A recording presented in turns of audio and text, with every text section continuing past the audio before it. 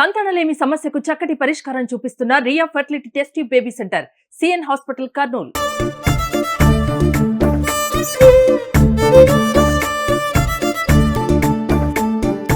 Welcome to Suman TV. నేను మీ నవీన్. ప్రస్తుతం నేను వచ్చేసేసి కర్నూలు జిల్లా పత్తికొండ నియోజకవర్గంలో ఉన్నాను. ఇక్కడ వచ్చేసేసి 150 గొర్రెలు, మేకలు, పొట్టేళ్ళు అన్ని కనబడతా ఉన్నాయి. సో ఇక్కడ వచ్చేసి సుంకేసులు అని ఉన్నాడు. సో దీని జీవనం ఎట్లా ఉంటుంది, దీని మీద ఆదాయం ఎట్లా ఉంటుంది అసలు, ఎందుకంటే కొన్ని తెగుళ్ళు వచ్చి చనిపోతూ ఉంటాయి అంటూ ఉంటారు కదా. సో దీన్ని ఏ విధంగా సాగుతూ ఉంటారు, ఎంత ఆదాయం వస్తుంది అనేది అన్న అడిగి తెలుసుకుందాం. ఓకే అన్న, తీసేసి మొత్తానికి అన్ని అక్కడే ఉన్నాయి కాబట్టి గొర్రెలన్నీ అక్కడికి వెళ్ళిపోతా ఉంది. సో ఎట్లా ఉంటుంది పెద్దయ్య మనకి మామూలుగా ఇది ఆదాయం ఎట్లా ఉంటుంది? ఏమాదాయం ఇప్పుడు తెగుళ్ళు ఎక్కువైనాయి. ఏం చేస్తా ఉంటారు అంటే దీనికి ఏమైనా మందులు వేపిస్తారా మీరు తెగులు రాకుండా? మందులు తేవాలా. ఇది సబ్సిడీ గవర్నమెంట్ నుంచి వస్తుందా లేకుంటే గవర్నమెంట్ నుండి ఇస్తారు, మేము సొంతంగా కూడా తెచ్చుకొని వేసుకుంటాం. ఓకే. చాలా మంది అసలు మనం తింటున్నది పొట్టేలు కూరనా, మేక మాంసమా, లేదంటే గొర్రె మాంసం తింటా ఉన్నాం అనేది కన్ఫ్యూజ్ అయిపోతూ ఉంటారు. అసలు వీటికి డిఫరెన్స్ ఏంటి, ఎట్లా కనుక్కోవాలనేది ఇక్కడ మొత్తం ఈ 3 రకాలకు సంబంధించిన ఇవి ఉన్నాయి, జీవాలు అయితే ఉన్నాయి. మనతో బాబాయ్ కూడా ఉన్నారు, ఒకసారి అడిగి తెలుసుకుందాం. బాబాయ్, అసలు పొట్టేల తలకాయ మంచిదా, మేక తలకాయ మంచిదా, కొర్రె తలకాయ మంచిదా తినడానికి? అంటే తలకూర ఇష్టంగా తింటా ఉంటారు కదా రాయలసీమ. పొట్టేలు మంచిది అన్నిటికీ. దీంట్లో పొట్టేలు ఏది అంటే మేము ఒకవేళ బయటికి పోతాము, తలకాయ వచ్చేసేసి కట్ చేసేసి ఆడ పెడతాడు, దాంట్లో పొట్టేలే అని మేము ఎట్లా కనుక్కోవాలి? అట్లా కనుక్కోలేరు. తలకాయ ఒక్కటి తీసుకొని తలకాయ ఒకసారి దీంట్లో నాకు చూపి, పొట్టేలేది, మేక అది, గొర్రె అది. ఇది ఇప్పుడు ఇక్కడ ఈ కొమ్ములు ఉండేది పొట్టేలు, అది పరిగెడతా ఉంది చూడండి. అది మంచిదా తలకాయ కూర? మంచిది. తర్వాత వచ్చేసేసి మేక, అది కూడా మంచిది. మేక ఎట్లా ఉంటది? మేకగా ఆడవుని చూడ ఉంది కదా, నల్లగా ఉంటది.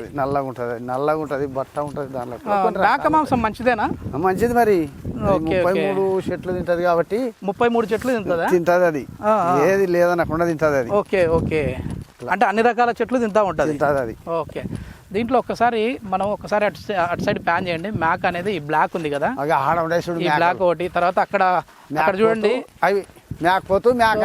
ఆ చెట్టు అనేది ఈ 33 రకాల చెట్లనైతే ఈ మేక తింటదంట. అక్కడ ఆల్రెడీ తింటా ఉంది. ఇవన్నీ ఇక్కడ గడ్డి మేస్తా ఉంటే అది చెట్లనే తింటా ఉంది, చెట్ల ఆకుల్ని తింటా ఉంది. సో మేక కొమ్ములు కూడా మనకు తెలిసిపోతా ఉన్నాయి. పొట్టేలు కొమ్ములు అయితే మొత్తం ఇట్లా చుట్టూ తిరిగేసి ఉన్నాయి, మేక కొమ్ములు అయితే ఇట్లా స్ట్రైట్గా పైకి ఉన్నాయి. సో గొర్రె ఏది బాబాయ్ దీంట్లో? గొర్రె ఇది. ఇది మేకపోతే ఇది గొర్రెనా? ఇది గొర్రెనే. ఓకే. ఇవన్నీ గొర్రెలు, ఇవి మేకలు. ఇందాక కొమ్ములు తిరిగినది అది పొట్టేలు, ఇది మేక పాలు కూడా మంచివి కదా బాబాయ్? మళ్ళా మేక పాలు దేనికి మంచిది? అది ఆరోగ్యానికి మంచిది, మనకి పిల్లలకు కానీ మనకి కానీ. అదే ఇప్పుడు ఎక్కువ కూడా చాలా మంది చెప్తా ఉన్నది, మొగళ్ళకి కొన్ని సమస్యలు వస్తూ ఉంటాయి కదా, శృంగారపరంగా సమస్యలు. అట్లాంటి సమస్యలు ఉన్న వారికి ఈ మేకపోతు మాంసం మంచిది అంటా ఉంటారు. కానీ దాని పాలు కానీ దాని వస్తువు బాగుంటుంది. ఓకే. దాని కాయలు అవి కూడా తింటూ ఉంటారు, అది కూడా మంచిది అంటారా? మంచిదే మరి. ఇది మొత్తానికి అయితే చాలా వరకు కూడా ఈ పొట్టేలు మాంసాన్ని ఎట్లా గుర్తించాలి, మేక మాంసాన్ని ఎట్లా గుర్తించాలి అనేది మనకు బాబాయ్ అయితే చెప్తా ఉన్నాడు. దీంట్లో వచ్చేసి శ్రేష్టమైనది మేక. ఇది మగవాళ్ళకైతే చాలా మంచిది. తర్వాత చాలా ఆయుర్వేదిక్ డాక్టర్లు కూడా మేక పాలను సజెస్ట్ చేస్తూ ఉంటారు, నాటు వైద్యులు. కొన్ని మందులలో ఈ మేక పాలను కలుపుతూ ఉంటారు. సో అదే విధంగా ఈ గొర్రె కంటే కూడా పొట్టేలు అనేది చాలా మంచిది తలకాయ కూర తినేటప్పుడు. సో ఇది మొత్తానికి ప్రతి ఒక్కరు కూడా అలర్ట్గా ఉండండి. మనం తినే మాంసం ఏదనేది చూసుకోండి. వీటిలో అన్నిట్లలో అన్ని మంచివే, కానీ తెగులు వచ్చినట్టు మాత్రం తినకండి అని చెప్పేసి.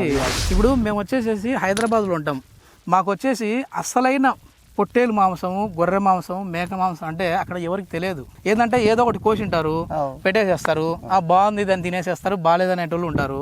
అసలు ఇది పొట్టేలు మాంసం, మేక మాంసం, గొర్రె మాంసం ఎట్లా కనుక్కుంటారు? అది ఏమన్నా నీకు ఐడియా ఉందా? మేము తినేటోళ్ళం, ఇది పొట్టేలు మాంసమే తింటా ఉన్నామని మాకు ఎట్లా తెలుసుకోవాలి? కనుక్కోలేము.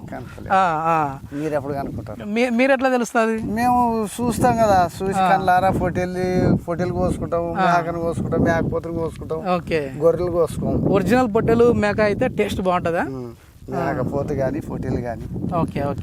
రెండు బాగుంటాయి.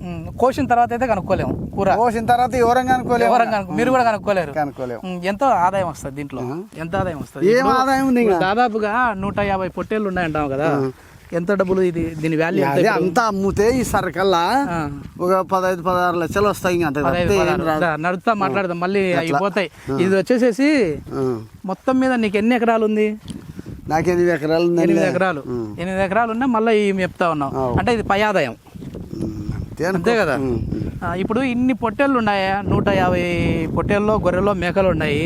ఇవన్నీ మళ్ళీ సాయంత్రం అయ్యేసరికి ఇంటికి వస్తూ ఉంటాయి. నా గొర్రె నాకు వచ్చింది, నా పొట్టేళ్ళు నాకు వచ్చిందని ఎట్లా తెలుసుకుంటుంది నీకు? మేము చూస్తాం అప్పుడే యాది లేదు యాది ఉంది అని చూస్తే ఇంటికి వచ్చాక ఎంచుకుంటావా? రోజు ఒకటి ఇట్లా చూస్తే కనపడతాయి. అట్లా చూస్తే కనపడతాయి. అలా అంది లేదు కదా అని చెప్తాం అంతే. ఇంత మందిలో అంటే ఒకరు లేరు అనేది తెలిసిపోతుంది. అట్లా మొత్తానికి నిజానికి ఏంటంటే ఒక 70 మంది స్టూడెంట్స్ ఉన్నారంటే వాళ్ళలో చదివేటోడు ఎవడు, చదవంటోడు ఎవడు, ఈ రోజు స్కూల్కి రాంటోడు ఎవరు అని టీచర్ తెలిసినట్టు నీకు తెలిసిపోతుంది. అట్లా మాది అంతే.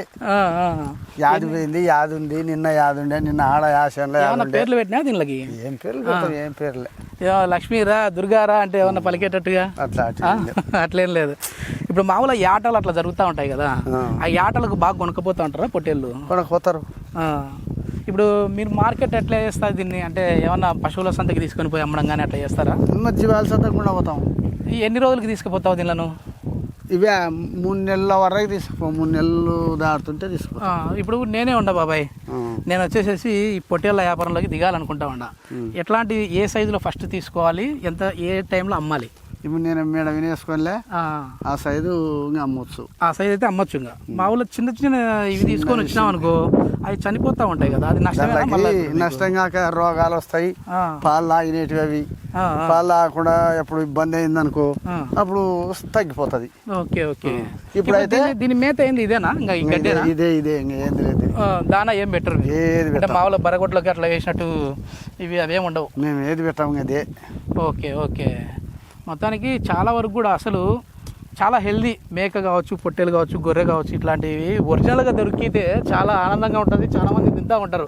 అక్కడ మాకు ఒరిజినల్ దొరక చచ్చిపోతా ఉన్నాం మేము హైదరాబాద్. దొరకదు ఎల్లుడితో దొరకదు. కొన్ని యానం ముద్ర కొన్నేటి పడకపోతారు, కోస్తారు, మంచిది అని చెప్తారు. Okay okay. ఇది మొత్తం మీద ఇన్ని గొర్రెలు, ఇన్ని మేకలు ఇవి ఉన్నా కూడా దీనిలో నాదేంటి అనేది అయితే తెలుసుకునే విధంగా ఉంటుంది. ప్లస్ దీని ఆదాయం కూడా ఇప్పటికిప్పుడు నేను అమ్మినా కూడా 16 లక్షల రూపాయల వరకు అయితే వస్తుంది అంటా ఉన్నారు. కానీ దీన్ని పెంచడం అనేది అంత ఆషామాషి వ్యవహారం అయితే కాదు. తెగులు వచ్చి చనిపోయేటి ఉంటాయి, దీనిలో నష్టాలు వచ్చే విధంగా ఉంటాయి. దీనిలో వచ్చేసేసి సొంతంగా పిల్లల్లా చూసుకోవాలి మీరు. బిడ్డల కంటే అధ్వానం. చాలా ఘోరం.